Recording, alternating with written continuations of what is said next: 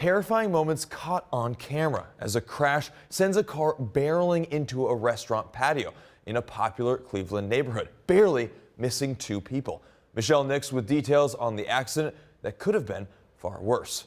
In spite of dramatic and quite frankly frightening moments that happened here at Corner 11 restaurant, it was business as usual. The drama that played out here earlier caught on camera, and let's just say you have to see it to believe it. Keep an eye on the upper right side of your screen. Just as you hear a loud crash, a white van emerges with its backside obliterated. After this burnt orange car slammed into it, barely missed another car, and then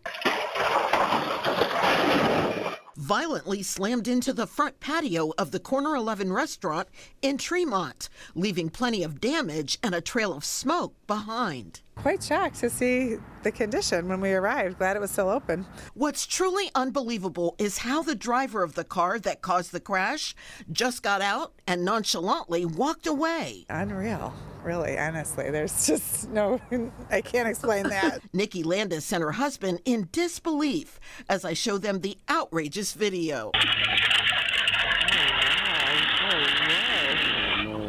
That's crazy. Amazed to see another couple that had just walked out of the restaurant barely escape becoming victims of the out-of-control crash. Yeah, that just missed them. Cleveland police tell 19 News that 2 people, a 64-year-old and a 65-year-old, were taken to the hospital after they were injured by flying car parts.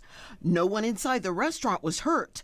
Thankfully, a metal fence from the outdoor patio buffered the impact and saved the day. Really scary stuff. According to sources, police were able to locate the suspect and make an arrest. Reporting in Tremont, Michelle Nix, 19 News.